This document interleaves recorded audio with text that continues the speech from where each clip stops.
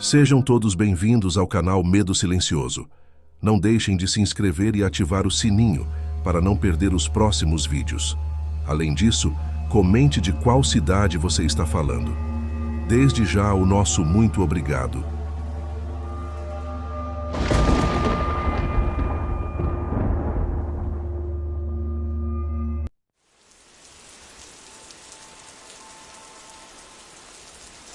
Na madrugada do dia 17 de abril de 2023, partimos para uma viagem de férias rumo ao Rio Grande do Sul. O plano era evitar o trânsito pesado e aproveitar a tranquilidade das estradas vazias. Meu pai, sempre cuidadoso, sugeriu que a maior parte da viagem fosse feita de madrugada. Minha mãe, exausta, logo caiu no sono no banco do passageiro, enquanto eu, no banco de trás, me acomodei para descansar, embalada pelo balanço suave do carro. Seguíamos por uma BR cercada por uma densa mata, onde a escuridão reinava absoluta. A única luz que nos acompanhava era a dos faróis do carro, cortando a noite e revelando por breves instantes as sombras das árvores que pareciam se estender infinitamente. O ambiente era silencioso, com o som constante do motor e do asfalto nos mantendo em um estado de tranquilidade. O medo ou a sensação de perigo estavam distantes. Afinal, estávamos seguros dentro do carro, em alta velocidade. De repente, o que parecia ser uma viagem tranquila mudou em um instante. Meu pai freou bruscamente, jogando-me para frente e acordando minha mãe de um sono profundo. A confusão tomou conta de nós enquanto tentávamos entender o que havia acontecido. Com a voz ainda trêmula, ele explicou que animais tinham atravessado a estrada de repente, forçando-o a parar para evitar um acidente. Eram veadinhos, explicou, ainda assustado com o súbito encontro.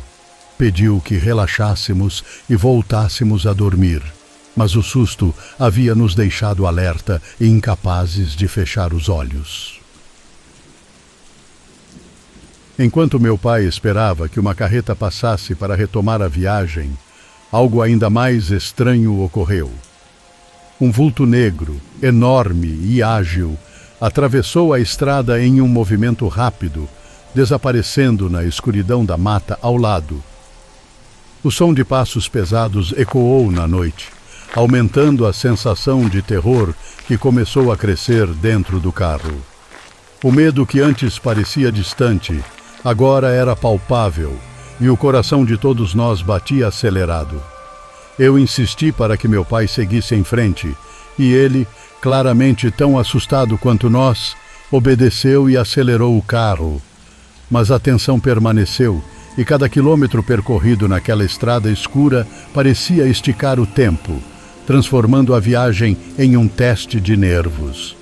Meu pai, ainda inquieto, olhava frequentemente pelo retrovisor, como se pressentisse que algo estava nos seguindo. E de fato, estava.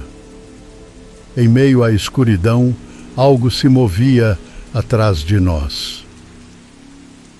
No início, era apenas uma sombra distante, mas logo se aproximou, revelando uma velocidade sobrenatural.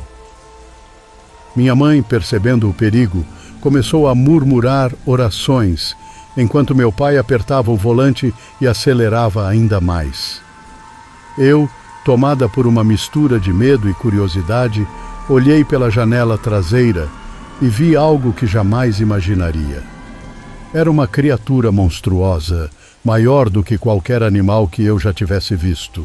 Seus olhos amarelos brilhavam com uma intensidade maligna, e suas orelhas enormes balançavam ao ritmo de sua corrida.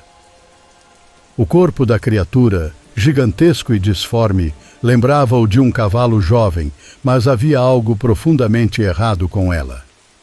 As patas pareciam quebradas ou deformadas, o que a fazia se mover de uma maneira perturbadora, quase antinatural.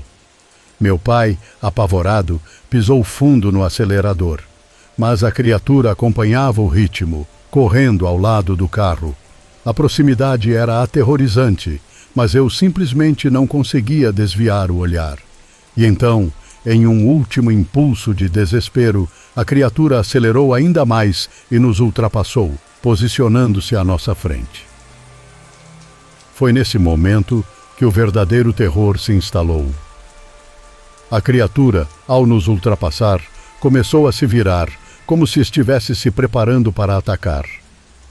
Meu pai, percebendo o perigo, manteve a velocidade, e a criatura, ao tentar nos atacar, desacelerou bruscamente. Esse foi seu erro.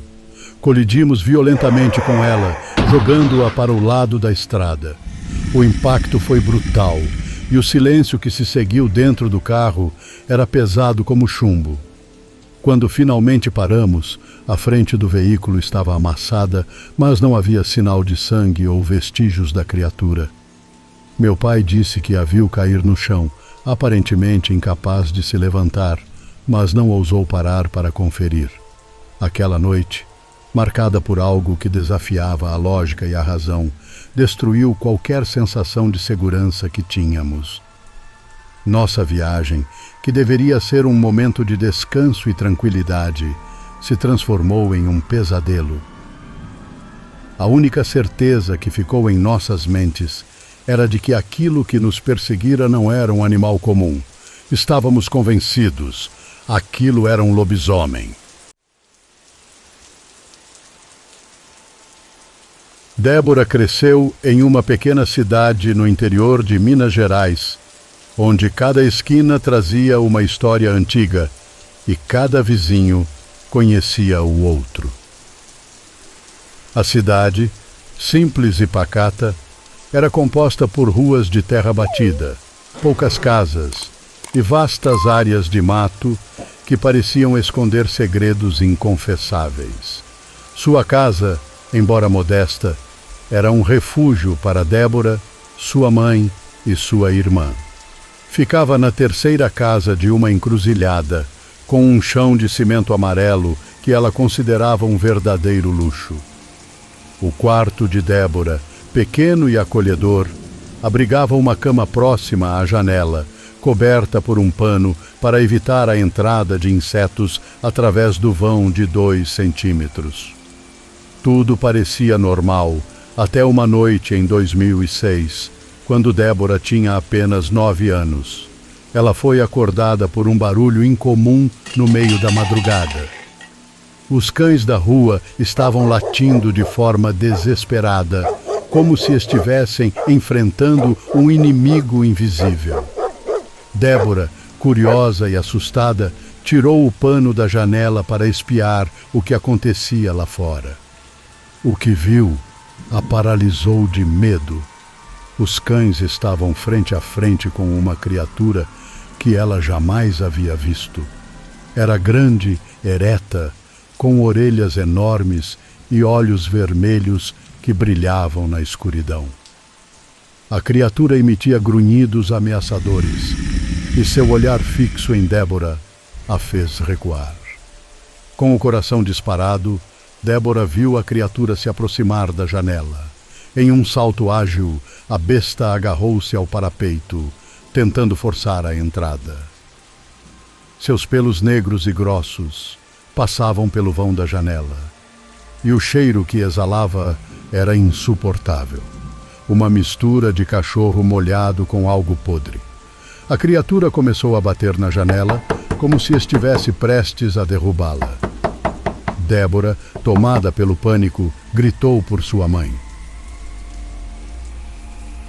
Em questão de segundos, sua mãe apareceu no quarto com um pedaço de pau na mão, pronta para enfrentar o que quer que estivesse lá fora. Ao ouvir os passos dela, a criatura recuou, desaparecendo na escuridão. Na manhã seguinte, ao investigarem a área ao redor da janela, Débora e sua mãe encontraram pelos pretos espalhados pelo chão e marcas de arranhões na madeira. Embora ninguém falasse abertamente sobre o ocorrido, os rumores na cidade eram persistentes. Muitos acreditavam que a criatura vista por Débora era um lobisomem. e o nome de Senhor Zé, um morador excêntrico da esquina, logo foi associado ao mistério. Diziam que ele tinha a habilidade de se transformar em uma criatura temível durante as noites de lua cheia. 6 anos se passaram desde aquela noite, e Débora, agora com 15 anos, tentava levar uma vida normal, embora as lembranças daquele encontro nunca a tivessem deixado. Em 2012, enquanto visitava sua prima para uma noite de filmes, decidiu voltar para casa tarde da noite. Caminhando pela encruzilhada familiar, ela e sua prima foram surpreendidas por uma visão perturbadora. Ali, no meio do caminho, estava o Senhor Zé, se contorcendo no chão como se estivesse tomado por uma dor insuportável. Seus grunhidos eram inumanos, e seus olhos brilhavam intensamente na escuridão. Débora e sua prima, embora apavoradas, não podiam desviar o olhar. O corpo de Senhor Zé parecia estar mudando de forma. Sua boca deformada exalava um cheiro nauseante que lembrava o odor da criatura que Débora havia visto anos antes. Ele se arrastou até o barranco próximo e, com um último olhar assustador, desapareceu na escuridão da mata. Tremendo de medo, Débora correu para casa, onde contou à sua mãe o que havia visto. Mas, para sua surpresa, sua mãe a repreendeu por estar na rua tão tarde, como se quisesse ignorar o que realmente acontecera. Na manhã seguinte, como se nada tivesse acontecido, Senhor Zé estava de volta à sua rotina habitual, caminhando pela cidade com a mesma expressão indiferente de sempre. Débora, assombrada pelo que havia presenciado, conversou com sua prima, que confirmou ter visto exatamente a mesma coisa. As duas não podiam acreditar que algo tão aterrorizante pudesse ser real, mas a evidência estava lá, clara como o dia. Hoje, aos 27 anos e morando em São Paulo, Débora soube que Senhor Zé faleceu há alguns anos. A lembrança daqueles encontros ainda a acompanha, e a pergunta que permanece sem resposta é se ele realmente era o lobisomem que tanto temia. Com sua morte, o segredo foi levado para o túmulo, e ninguém jamais saberá a verdade.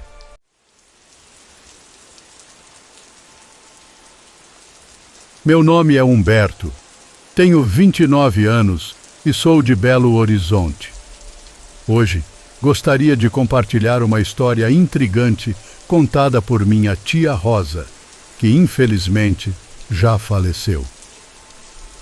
Rosa era uma mulher cheia de vida e suas histórias sempre tinham um toque de mistério. A que vou relatar agora é uma das mais memoráveis. Rosa cresceu com sua mãe, Maria, seu pai, José, e seus 4 irmãos em uma pequena propriedade rural. A família vivia modestamente, e José, cuja profissão era um pouco vaga, viajava frequentemente por 2 ou 3 dias, aparentemente para realizar entregas de mercadorias. Maria, uma dona de casa dedicada, tinha uma paixão por sua horta. Ela cultivava couve, alface, cebolinha e outras hortaliças, essenciais para a alimentação da família e um alívio em tempos de dificuldades financeiras. Certa manhã, Maria acordou cedo para cuidar de sua horta e encontrou o cenário devastador. A horta estava completamente destruída. Pés de couve quebrados, alfaces arrancadas e até as flores estavam danificadas. Desesperada, Maria chamou José. Ele, igualmente perplexo, tentou entender o que havia ocorrido, mas não encontrou respostas. No dia seguinte, ao verificar novamente, Maria encontrou a horta revirada, como se alguém tivesse voltado para causar mais estragos. Decididos a resolver o mistério, Maria e José passaram a noite em claro, mas nada aconteceu. A noite foi tranquila e sem incidentes. Os dias se passaram e a destruição continuou. A família, embora incomodada, estava começando a aceitar o inexplicável. Quando José teve que sair para outra viagem, deixou com Maria uma velha espingarda para proteção e pediu que ela tomasse cuidado. Na manhã seguinte, a horta estava devastada novamente. Agora, sozinha e determinada a descobrir o responsável, Maria preparou-se para passar a noite em vigilância.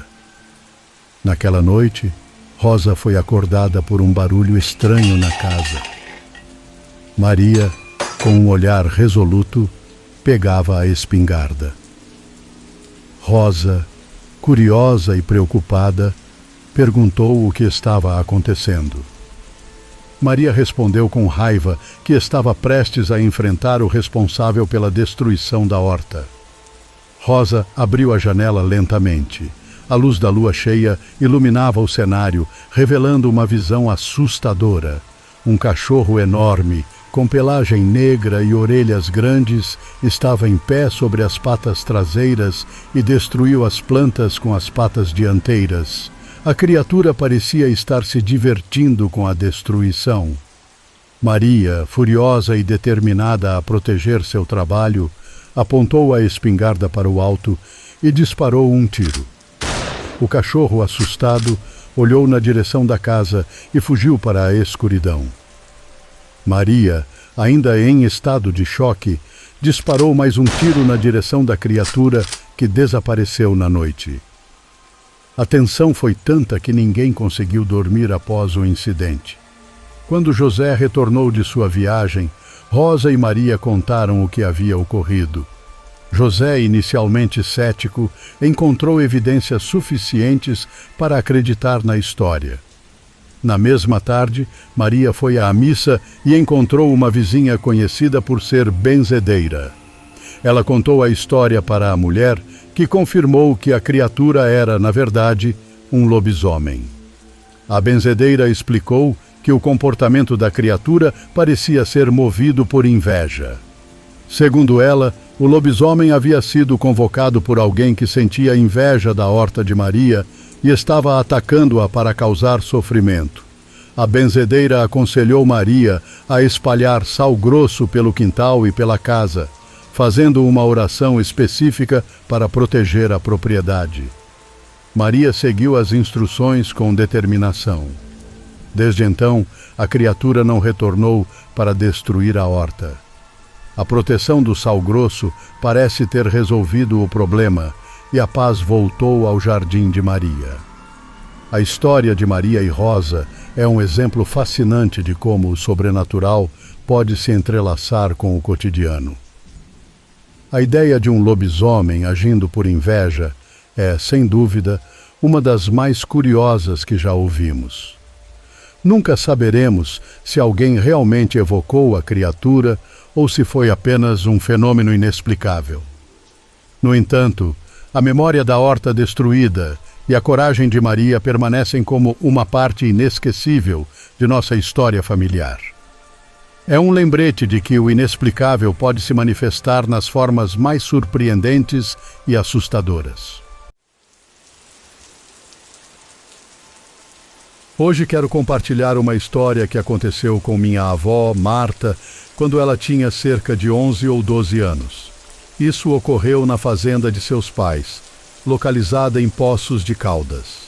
Naquela época, a casa era antiga, com a cave servindo como depósito ou adega e o segundo andar abrigando os quartos, a cozinha e a sala.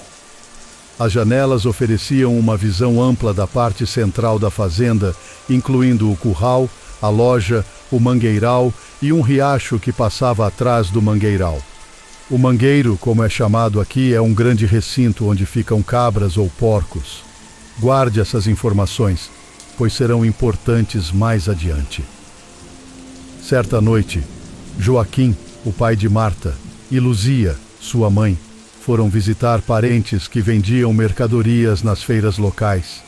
Luzia fazia cestos de palha de milho, enquanto Joaquim vendia leite, ovos e animais da fazenda. José, o irmão mais novo de Marta, estava dormindo, e Marta ainda estava acordada por volta das 19 horas. Naquela época, as pessoas iam para a cama cedo, por volta das 21 horas, e esperavam o retorno dos pais. Enquanto Marta estava na sala, um barulho alto surgiu dos fundos da casa, perto da despensa. Os cães latiam furiosamente e os porcos no mangueiral estavam encurralados, visivelmente assustados. Inicialmente, Marta pensou que um animal selvagem pudesse estar causando a confusão e que os cães estavam tentando espantá-lo. Marta, que sempre foi baixa, hoje tem apenas 1,40 m, teve que usar um banquinho para abrir a janela e ver o que estava acontecendo. Ao olhar para o fundo do terreno, onde corria o riacho, ela viu uma criatura horrível. Descreveu o ser como uma mistura de homem e cachorro corcunda, com pelos negros e grossos que pareciam estar cheios de sarna.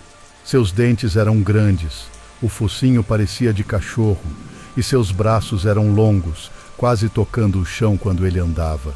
A criatura era muito alta e tinha uma aparência aterrorizante. Marta ficou paralisada de medo por um momento, mas quando a criatura se afastou entre as árvores e saiu da área aberta, ela conseguiu fechar a janela e começou a rezar. Quando Luzia e Joaquim retornaram, Marta contou o que havia visto. Eles estavam céticos, mas conheciam a honestidade de Marta, que, embora jovem, já era muito madura. A besta nunca mais apareceu na propriedade, pelo menos não que eles tenham visto, mas relatos de avistamentos semelhantes começaram a surgir na região. A história de Marta é um exemplo fascinante das experiências sobrenaturais que podem ocorrer em áreas rurais. Ela sempre contou essa história da mesma forma desde que eu era criança e nunca duvidei dela. Agora, aos 81 anos, minha avó ainda se lembra claramente do que aconteceu naquela noite. Tenho outras histórias relacionadas que espero compartilhar em breve. Uma delas envolve meu tio, o filho mais velho da minha avó, que também viu um lobisomem, mas na cidade. Outra é sobre uma experiência que tive com um lobo de fumaça em uma estrada. Parece que esses acontecimentos sobrenaturais são mais comuns em áreas rurais ou no campo, embora também haja relatos de ocorrências em cidades. O que você acha dessas criaturas? Elas estão em nossa dimensão? São pessoas que se transformam? São seres de outras dimensões ou maldições? Não temos certeza. O importante é respeitar as histórias e opiniões dos outros. Se você tem uma história de lobisomem ou outra experiência sobrenatural, compartilhe conosco.